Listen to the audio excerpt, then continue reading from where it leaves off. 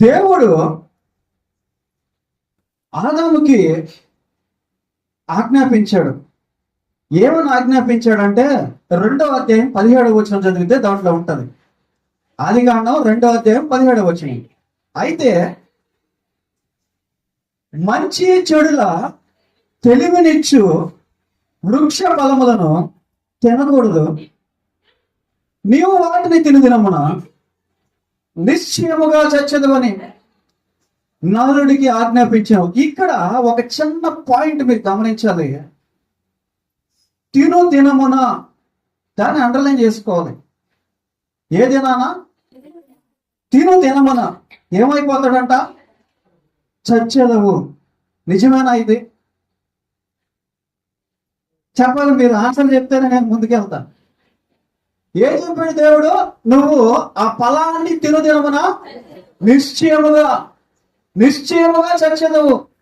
ఎప్పుడు చచ్చిపోతాడో? తిన్న తర్వాత రోజు చచ్చిపోతాడా? చెప్పాలి గట్టిగా. తిన్న 70 సంవత్సరాల తర్వాత చనిపోతాడా? తిన్న 900 సంవత్సరాల తర్వాత చనిపోతాడా? తినమనే చనిపోతాడా? మరి చనిపోయాడు ఆయన, తిన్నాడు కదా. ఆదాము అవ్వ ఆ ఫలములు తిరిగినటువంటి దినములు చనిపోయారా? వాళ్ళు చనిపోయారా? చెప్పాలి మీరు సమాధానం.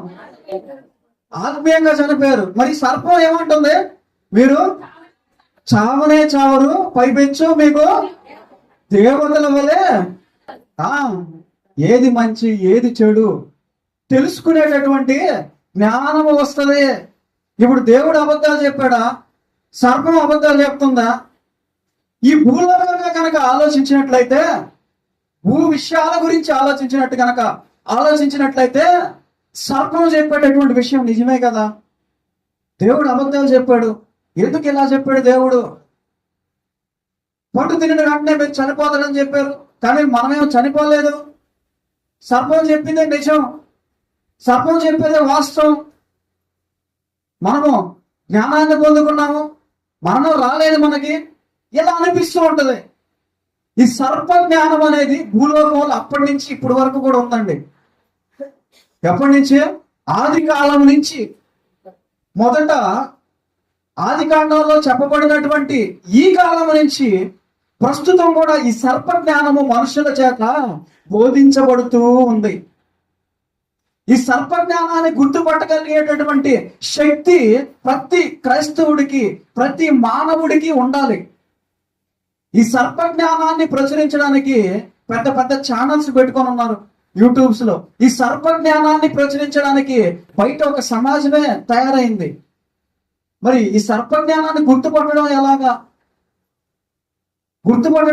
అంటే, ఇదిగో ఇలాంటి పదాలు, అరే నిజమే కదా వీళ్ళు చెప్పేది, అరే నిజమే కదా అనేటటువంటి ఆలోచనని మన హృదయానికి తెప్పించేటటువంటి మాటలు పలిగేటటువంటి వ్యక్తులు, సర్ప జ్ఞానాన్ని బోధించేటటువంటి వ్యక్తులు ఈ లోకంలో మనకి ప్రతి క్షణము ఎదురవుతూనే ఉంటారు. ఉదాహరణకు కనుక తీసుకున్నట్లయితే, పాపానికి రక్తానికి ఏమన్నా సంబంధం ఉందా? పాపానికి రక్తానికి సంబంధం లేదు. ఎప్పుడో చనిపోయినటువంటి యేసుక్రీస్తు వారు ఇప్పుడు మన పాపాలను ఎలా క్షమిస్తాడు? మీరు ఎలా నమ్ముతున్నారు? మీరు ఎలా వెళ్తున్నారు చర్చికి? మీతో ఏమన్నా చెప్పాడా? చచ్చిపోయిన వాళ్ళు ఎవరన్నా చూసి వచ్చారా పరలోకం ఉందని? నరకాన్ని ఎవరన్నా చూసి వచ్చినటువంటి వ్యక్తులు ఉన్నారా? ఇది నిజం కాదు, మీరు నమ్మొద్దు అని సర్పజ్ఞానాన్ని బోధించేటటువంటి వ్యక్తులు మనకి భూలోకంలో అడుగడుగునా కనపడతారు. వాళ్ళు బోధించే ప్రతి క్షణము కూడా వారి మాటలు విన్నటువంటి వ్యక్తులకి ఎలా అనిపిస్తుంది? నిజమే కదా, అరే నిజమే కదా వీళ్ళు చెప్పారు, ఎవరు చూడలేదు కదా పరలోకాన్ని. మరి నిజమే కదా వీళ్ళు చెప్పారు, ఎవరు చూడలేదు కదా పాతాళాన్ని. మనిషి పరలోకానికి పోతాడు, పరదేశం పోతాడు అని చెప్తున్నారు. ఎవరో చూసి వచ్చి చెప్పారా మీకు?